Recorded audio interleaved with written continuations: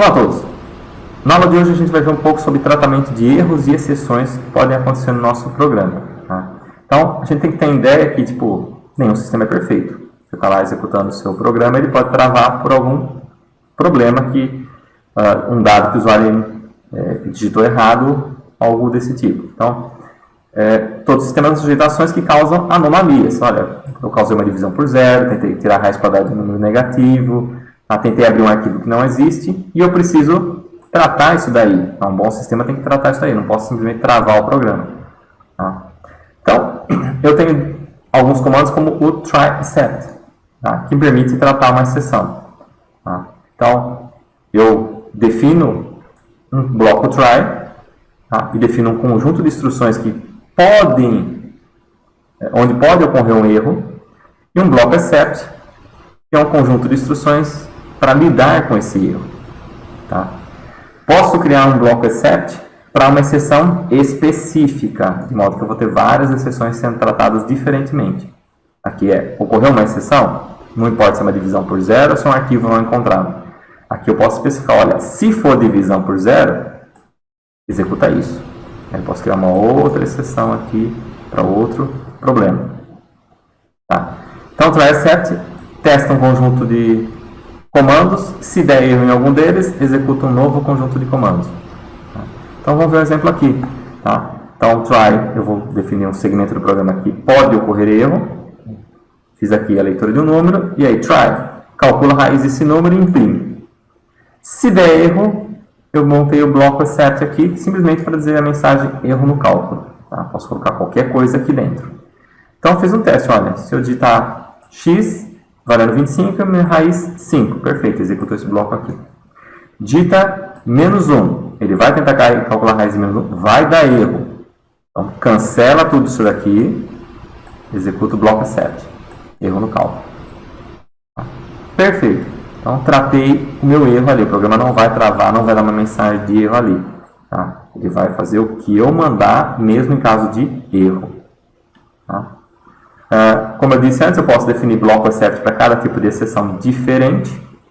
Tá? Então, eu fiz aqui uma conversão para inteiro, então estou falando aqui, except value error. Então, eu tentei converter alguma coisa que não é inteiro, que não dá para converter para inteiro ali, deu algum problema. Não consigo converter. Tá? Também tem uma divisão aqui, se eu digitar 0, vou pegar o erro aqui de divisão por 0. Tá? O valor não pode ser 0, o valor digitado não pode ser 0. Então, posso criar várias exceções, tá? Cada uma com um problema específico. Okay? Então, o mesmo código sendo testado e vários códigos diferentes para cada erro que possa ocorrer, tá? Nesse código. Perfeito. Tá? Então, tem alguns tipos de exceções pré-definidas. Então, IO error, tá? Leitura escrita de arquivos, value error, parâmetros fora do domínio, tipo raiz menos 1. Index error, então, índice fora de limites, em listas. Erros de tipos, type error, tá? E assim por diante. Tem outros, depois é só consultar na internet. Então, o try except, então, testa um bloco. Se der erro, executa outro bloco. Se não deu erro, então isso aqui não é executado. Perfeito. Tá? Eu tenho o try finally. Tá? Então, um outro parecido com o try except, só que no caso, o finally sempre será executado. Mesmo que aqui dê erro ou não. Tá? Independente. Deu erro ou não deu erro, eu executo o finally. Tá? Então, dois blocos. Um que pode acontecer erro e o outro que tem sempre que ser executado, tá? Independente de se ocorreu erro ou não. Então, qual que é a ideia? Eu tenho algum recurso que eu preciso liberar. Eu tenho um arquivo, eu estava lendo, deu erro, preciso fechar o arquivo. Tá? Então, esse é o meu exemplo aqui. Eu montei todo um código para fazer a leitura de um arquivo. Tá? Pode ser que por algum motivo deu erro, eu não sei. Tá? Talvez esse arquivo não exista. Tá? Pode ser que o conteúdo dele está corrompido, não sei.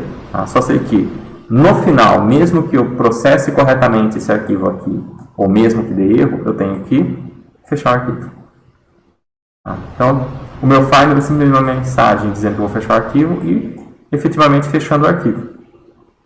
Tá? Então, faz tudo que eu tenho que fazer, no final fecha o arquivo. Se eu colocasse esse fclose aqui dentro, se desse erro, eu não ia fechar o arquivo. Então, põe no finally. Tá? Eu ainda posso combinar os três. Então, try, except e finally. Então, try. Tá? Executa um código aqui que pode acontecer erro. Na exceção, então, trata o erro. Except, trata o erro. Problemas na leitura do arquivo. Finally, fecha o arquivo. Então, combina os três. Tenta executar um código, deu erro, trata a exceção, tá? E depois finaliza. Tá? Verifica o que tem que fazer aí para liberar recursos que estão alocados para esse código. Perfeito? Bom, era isso para essa aula, pessoal.